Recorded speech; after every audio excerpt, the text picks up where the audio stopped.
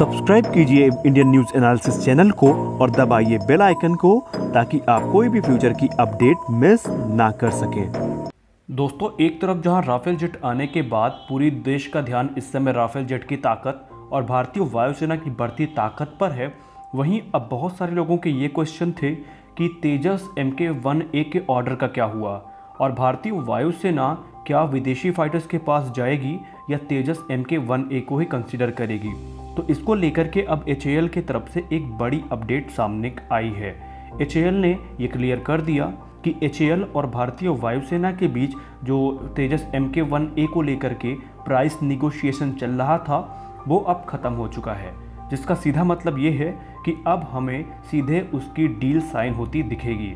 और ये strong rumour है और इसकी पूरी पक्की खबर है कि इस साल दिसंबर अंत तक इसकी डील साइन कर ली जाएगी, जिसमें 83 तेजस का ऑर्डर भारतीय वायुसेना देने वाली है।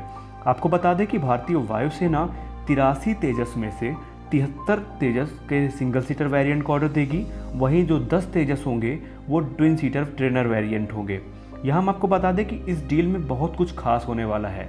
जैसा कि आपको याद हो, हमने जब चैनल का पहला वीडियो डाला था जो कि राफेल के ऊपर था, तो हमने ये कहा था कि भारतीय वायुसेना 114 फाइटर एयरक्राफ्ट की जो MMRCA खरीद है उसमें राफेल को कंसीडर कर सकती है।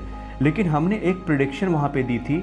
हमने वहाँ पर पूर्व वायुसेना प्रमुख और वर्तमान वायुसेना प्रमुख के 2 बयानों का एक एनालिसिस निकाला था, जिसमें हमने कहा था कि दोनों के बयान से इस चीज़ का संकेत मिल रहा है कि भारतीय वायुसेना इस समय विदेशी एयरक्राफ्ट पे कम और स्वदेशी एयरक्राफ्ट पे ज़्यादा इंटरेस्ट दिखा रही है, और ऐसा ही कुछ अब देखने को मिल भी रहा है।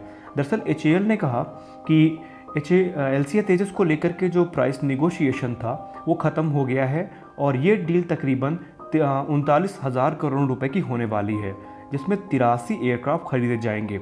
बड़ी बात यहाँ पर यह है कि इस बार HAL के साथ प्राइवेट सेक्टर भी इसमें काम करेगा और HAL ने इस चीज़ को क्लियर कर दिया है।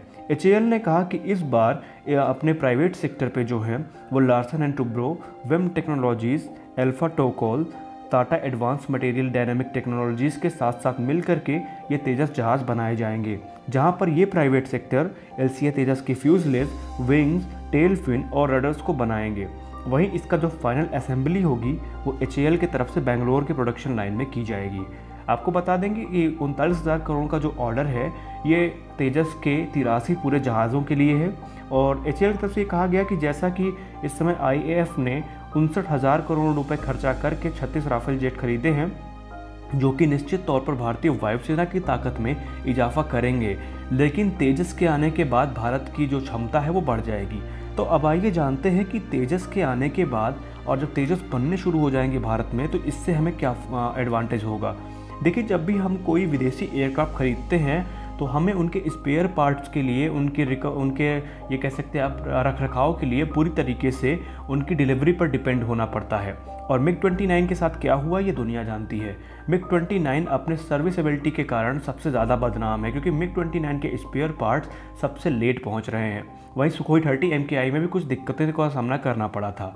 लेकिन जब जहाज़ खुद के देश में बनने शुरू हो जाएंगे तो स्पेयर पार्ट्स के लिए हमें दूसरे देशों का मुंह नहीं ताकना पड़ेगा, और जैसे जैसे देश में जहाज़ बनते जाएंगे हमारी टेक्नोलॉजी भी इन्हेंस होती जाएगी।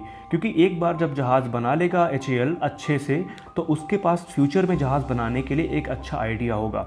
और ऐसा ही कुछ भारतीय वायुसेना के पूर्व प्रमुख श्री BS धनोवा सर ने कहा था कि हम इस समय चाहते हैं कि हमारे स्वदेश में जहाज़ निर्मित हो, इनसे हमारी वायुसेना की ताकत बढ़ेगी। तो फिलहाल इसको लेकर के यही अपडेट थी, जिसमें ऐसा बताया गया था कि 83 LCA तेजस का ऑर्डर भारत सरकार देने वाली है और वायुसेना इस पर पूरी तरीके से विचार कर चुकी है। वहीं तेजस MK-2 को लेकर के खबर आई है कि 2024 तक इसकी पहली उड़ान आयोजित कर ली जाएगी। इसको बनाने के लिए HAL ने टेंडर जारी कर दिया है। अब इस पर जैसे कोई अपडेट आती है हम आपको सबसे पहले बताएंगे।